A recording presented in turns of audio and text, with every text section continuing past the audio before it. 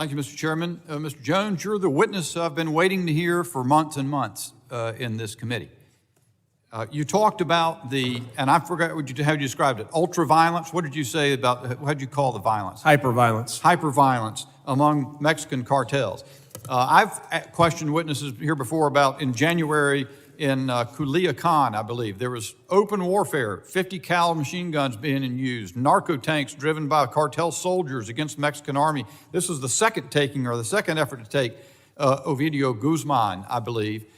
And you have said, I think it certainly is, I have some concern about militarizing this dispute and having the United States military take on the Mexican cartels. I'm open to the debate on that. But there's another aspect of this that is of interest to me, and I wonder if you can comment on it, because the wristbands that you hold up testify to it. You talked about what did you call that, bondage slavery? Debt bondage, sir. Debt bondage, yes, sir. And so you got hundreds of thousands, or at least 150,000, 200,000 migrants entering per month. Mexican cartel has tabs on all of them. We saw the headline the chairman put up during his opening statement from the New York Post that Honduran migrants were operating the drug trade, or I believe is what they said, in San Francisco, a very troubled place, as you know. What prevents, as they bring these very vulnerable human beings that they have absolute control over and knowledge of into the United States, they're keeping tabs on them, these criminal organizations, could they not develop the same sort of hyper violence in the United States that we're seeing in Mexico, given sufficient time? And they will. I can assure every member here, if you do not take action on this and change what we are doing and look at them not as you are hearing as criminals, but truly as terrorist organizations and leverage the full weight of this government, it is coming here. I worked in 2015 the beheading of an individual in Port Isabel, South Padre Island, that was committed by a U.S. Border Patrol working directly for the Gulf Cartel. He was gutted from the navel up, all the way up. His entrails were removed and his head, as far as we can tell, was taken back to Mexico. I worked the 2013 lawyer where El Gato spent $1 million putting tracking devices all over his family's vehicles, and then were able to locate him in South Lake, Texas, and then executed him.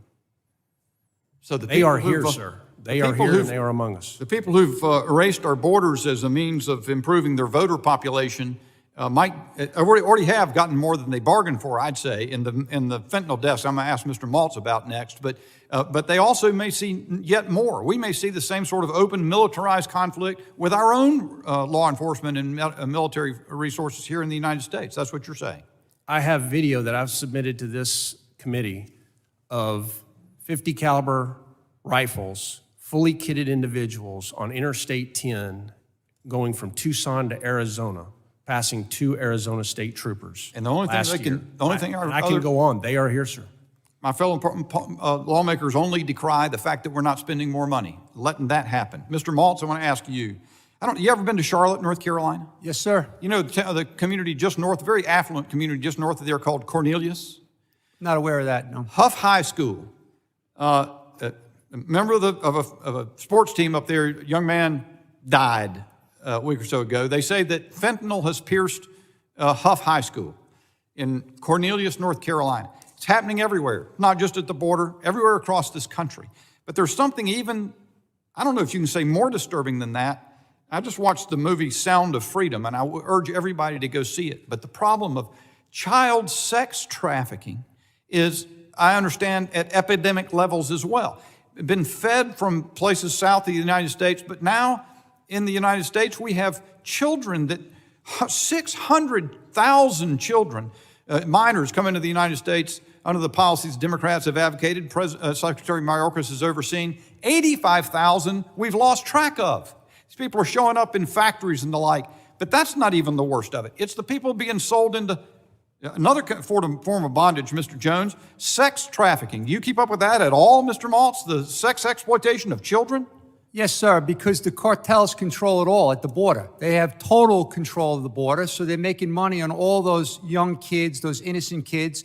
And that's why I commented before, because of all these rapes and these assaults on these young children as they make the journeys up into the United States. But one thing I would want to add is that, you know, Secretary Mayorkas did say that the fentanyl overdoses are the single greatest challenges that we have in America. But my question to everybody is then, why would you reverse the policies that were working before to keep that stuff out, to keep those people out? It's the operatives that are all